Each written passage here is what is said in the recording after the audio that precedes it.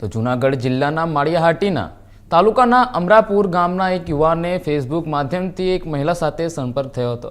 તેઓએ તેમજ બંને ફોન પર વાતો કરતા હતા, જેમાં આ બંને વચ્ચે મૈત્રી કરાર કર્યો હતો અને ત્યારબાદ આ બંને સાથે રહેતા હતા। જ્યારે ટૂંકા સમયમાં આ મહિલા પોતાના પતિના ઘરમાંથી દાગીના અને રોકડ રકમ લઈને ફરાર થયાનો આક્ષેપો સાથે ફરિયાદ નોંધાવતા આખરે માળિયાહાટીના પોલીસ દ્વારા આ મહિલાને ઝડપી પાડી હતી અને આગળની વધુ તપાસ પોલીસ દ્વારા હાથ ધરવામાં આવી છે। માળિયાહાટીના પોલીસ સ્ટેશનના અમરાપુર ગામનો એક બનાવ છે। બનાવની વિગતે જોઈએ તો માળિયાહાટીના વિસ્તારના અમરાપુર ગામના અમિતભાઈ પંડ્યા છે, તેમને એક ફરિયાદ પોલીસ સ્ટેશન ખાતે જાહેર કરેલી છે।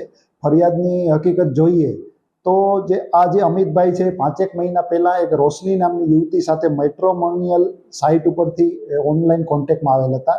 બંને વચ્ચે ફ્રેન્ડશિપ થયેલી હતી અને અવારનવાર બંને ઉપર સાથે ફોન ઉપર વાતો થતી હતી। ત્યારબાદ આ બંને એક સાથે રહેવાનું નક્કી કરેલ હતું અને આ છોકરી છે યુપીથી રાજકોટ ખાતે આવેલી હતી। રાજકોટથી ફરિયાદી અમિત તેને અમરાપુર ગામ ખાતે લાવેલો હતો। અમરાપુર ગામ ખાતે આવી અને બંને સાથે રહેતા હતા। ગત તારીખ 21/5/2025ના રોજ બંને મૈત્રી કરાર કરી અને એક સાથે રહેવાનું નક્કી કરેલું હતું। ત્યારબાદ ગત તારીખ 29/5/2025ના રોજ ફરિયાદીના જણાવ્યા મુજબ પોતાના ઘરે 3,73,000 રોકડ અને 11.5 તોલા સોનું હતું, જે બંને વસ્તુ આ જે આરોપી મહિલા છે રોશની તે લઈ અને પોતાના વતન ઝાંસી જિલ્લાના જે ગરોડ ગામ છે ત્યાં ચાલી ગઈ હતી।